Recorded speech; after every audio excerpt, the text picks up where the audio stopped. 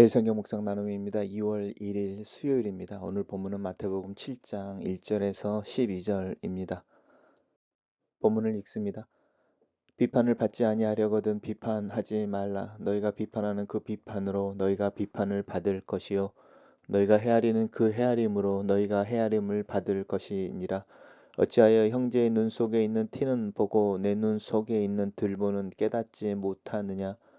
보라, 내 눈 속에 들보가 있는데 어찌하여 형제에게 말하기를 나로 내 눈 속에 있는 티를 빼게 하라 하겠느냐.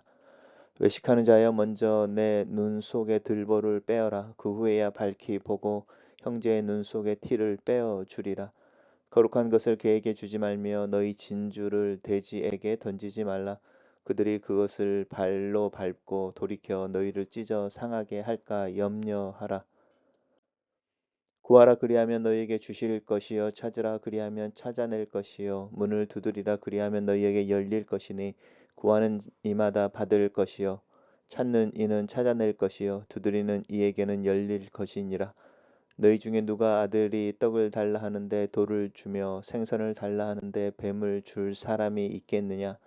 너희가 악한 자라도 좋은 것으로 자식에게 줄 줄 알거든 하물며 하늘에 계신 너희 아버지께서 구하는 자에게 좋은 것으로 주시지 않겠느냐.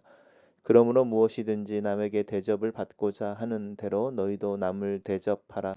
이것이 율법이요 선지자니라. 오늘 본문은 세 개의 단락으로 나누어져 있습니다. 첫 번째 단락은 비판에 대한 이야기입니다. 비판을 하지 않으려거든 비판하지 말라. 여기서 말하는 비판은 우리가 criticize 한다라는 거라기보다는 judge 한다라는 뜻입니다. 이게 재판하는 어떤 파이널 판결처럼 어떤 사람을 향해서 그 사람을 규정하는 것을 의미합니다. 그렇게 네가 어떤 사람을 나쁜 사람 이렇게 규정을 한다든지 나는 저 사람과 상종하지 않겠어라고 결정이나 결단을 한다든지 이제 이런 류의 비판에 대한 이야기를 하는 겁니다. 그렇게 사람들을 구별하고 구분하고 단죄했을 때에 너희가 가지고 있는 그 기준으로 너희 또한 단죄를 받을 것이다. 이렇게 말합니다. 우리 어제 묵상했던 것은 반복되어지는 것, 주님이 가르쳐 주신 기도에도 우리가 우리에게 죄 지은 사람 자들을 용서한 것 같이 우리 죄를 용서하여 주옵시고 이렇게 말하는 것처럼 또 너희가 땅에서 풀면 하늘에서 풀리고 땅에서 매이면 하늘에서도 매일 것이다라고 용서에 대한 이야기를 계속 하시는 것처럼 이 비판이라는 형태로 그 부분이 또 다시 반복되고 있습니다. 두려운 부분들입니다. 이렇게 헤아림을 받을 것이다. 너희 또한 그것이 올 것이다라고 하는 부분입니다. 그러면서 이제 형제 속에 있는 눈 속에 있는 작은 티는 보면서 네 눈 속에는 들보는 깨닫지 못하느냐라고 하는 부분이죠. 이 본다라는 것과 깨닫다라는 것은 같은 의미인 거죠. 티와 들보 이야기를 했을 때에 자신의 눈에 있는 들보를 보지 못하는데 어저께 형제의 눈에 있는 티가 보일 수 있겠습니까? 그래서 먼저 내 눈 속에 있는 들보를 봐라. 철저하게 자신을 먼저 성찰하고 빛이신 하나님 앞에 자신을 먼저 세워보고 또 그 빛 아래 드러나 있는 자신을 직시할 수 있을 때에야 용서받은 자, 은혜를 입은 자로 자신을 인식하게 되고 자신을 그렇게 하나님의 사랑 안에 있는 자로 인식하게 될 때 다른 이들을 그 사랑으로 바라볼 수 있다라는 것이 성경의 논리입니다. 단락을 요약해 보겠습니다. 비판하지 말고 내 눈 속에 들보를 먼저 보고 빼앗낸 후에야 밝히 보고 형제의 눈 속에서 티를 빼리라. 이렇게 요약했습니다. 두 번째 단락에서는 거룩한 것을 제 개에게 주지 말고 너희 진주를 돼지 앞에 던지지 말라. 사실은 이해하기 조금 어려운 부분인데 거룩한 것, 또 너희의 진주라고 하는 부분은 귀한 것이고요. 또 소중한 것입니다. 특별히 우리 신앙에서 나오는 고귀한 결정, 결단, 또 특별히 섬김이나 순종하고 관련되어진 부분들일 수 있죠. 하나님 앞에서 우리가 정직하고 또 결단하는 어떤 내용들을 실천해 낼 때에 그것에 대한 지혜로움이 필요하죠. 경계선도 필요하고 예를 들어서 내가 누구를 돕는다고 그래서 내 모든 것을 다 나눠줄 수는 없으니까. 그래서 유대의 랍비들은 구제를 할 때는 네가 가지고 있는 것에 아니면 수입의 5분의 1을 넘지 않게 해라 뭐 이런 이야기도 하기도 합니다. 5분의 1을 넘지 않는다 이렇게 말하는 게 별로 안 되는 것 같지만 20%를 쓰는 거니까 내 수입의 20%를 구제에 쓴다. 굉장히 많이 쓰는 거죠. 이런 것처럼 우리가 하나님 앞에서 하나님의 말씀을 따라 살려고 할 때에 지혜로움이 필요합니다. 그래서 그 지혜로움이라는 것은 경계선인데 어디까지 내가 그것을 지불할 수 있고 어디까지 내가 그것을 감당할 수 있을지에 대해서 이해를 할 수 있어야 되고 또 상대를 따라서 어떻게 그것을 나눠주고 어떻게 그것을 할 수 있는지에 대한 고민들이 좀 필요합니다.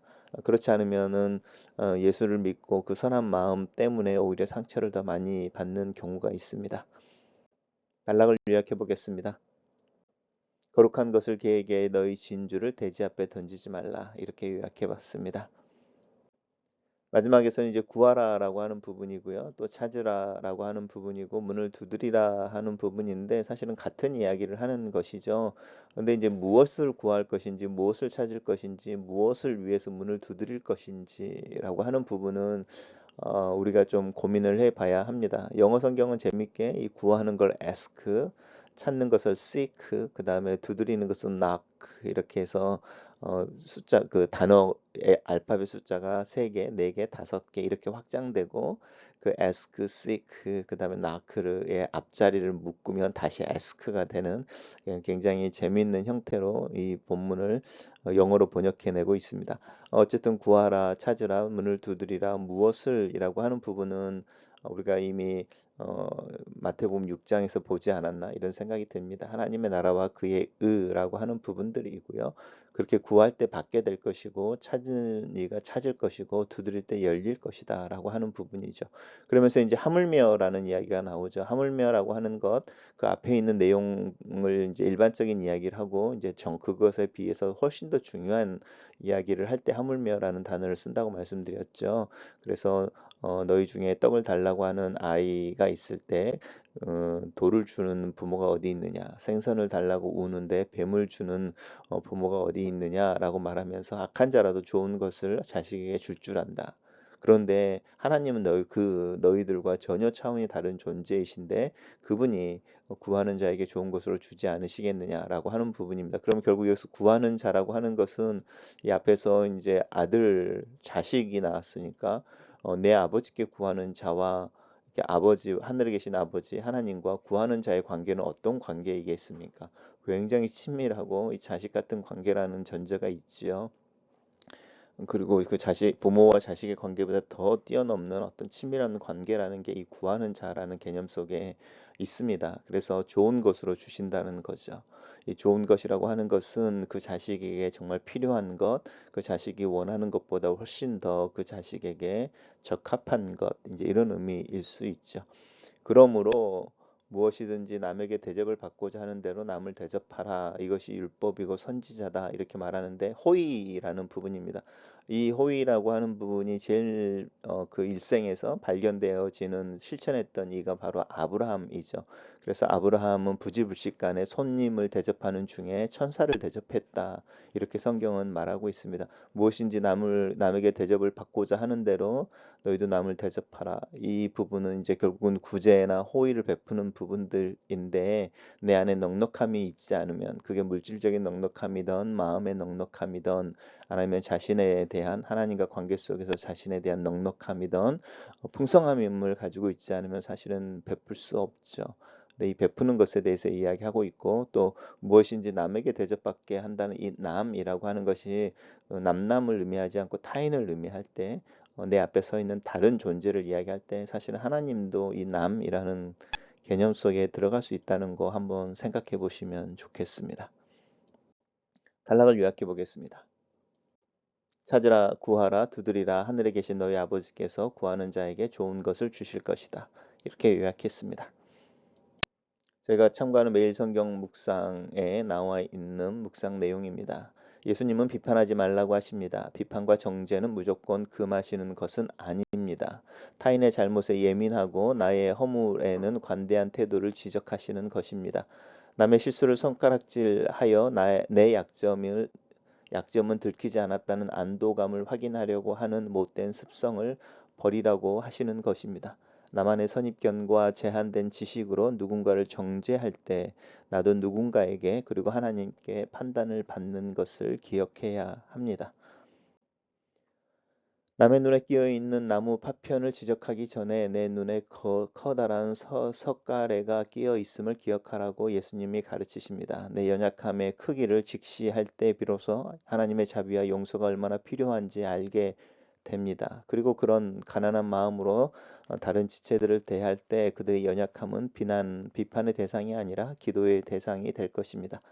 비판적 사고와 분별이 필요하다고 주님이 말씀하십니다. 거룩한 것과 진주, 즉 하나님 나라의 복음의 가치를 모르고 업신여기는 자들에게 말씀의 순수성을 훼손하면서까지 전해 주어서는 안 됩니다. 거룩함과 속됨, 선과 악, 옳음과 그름의 기준이 무너져 가는 이 시대에 복음의 순수성을 지키기 위한 날카로운 판단과 지혜가 필요한 시대입니다. 하나님이 주실 때까지 끈질게 구하고 찾고 두드리라고 하십니다. 하나님의 나라와 그의 의를 이렇게 간절히 구하면 하나님께서도 하나님의 통치로 인한 모든 온갖 결과들을 선물로 주실 것입니다. 우리는 무엇을 어떻게 구하고 있습니까? 악한 아버지라도 들어줄 리 없는 돌뱀을 달라고 구하고 찾고 두드리고 있지는 않습니까? 대접을 받고자 하는 대로 남을 대접하는 삶이 더 나은 의를 추구하는 삶입니다. 이웃과 자신의 경계를 지우고 지체를 내 몸처럼 사랑하는 예수님의 요구 앞에 섭니다. 이런 자기 부정과 이타적인 사랑이 하나님 나라 백성의 삶이요 율법과 선지자의 요약이요 천국에 들어가는 조건임을 기억해야겠습니다. 글로 쓰는 기도입니다. 살아계신 하나님, 빛이신 아버지 앞에 섭니다. 감출 수 없는 내 모습을 그대로 하나님 앞에 내어놓습니다. 내 속의 편견과 아집, 들보를 먼저 볼 수 있도록 도와주시옵소서. 비난과 비판 앞에서 자유로울 줄 알게 하시고 다른 이들을 향할 용납과 인내의 마음을 갖도록 도와주시옵소서. 하나님의 은혜를 살아내는 지혜를 구합니다. 하늘에 계신 아버지의 신실하심에 기대어 믿음으로 하루를 시작합니다. 하나님을 구하게 하시고 하나님의 지혜와 뜻을 찾게 하시고 하늘나라를 살아내는 삶을 지치지 않고 시도하며 살아낼 수 있는 능력을 부어 주시옵소서. 예수님 이름으로 기도합니다. 아멘.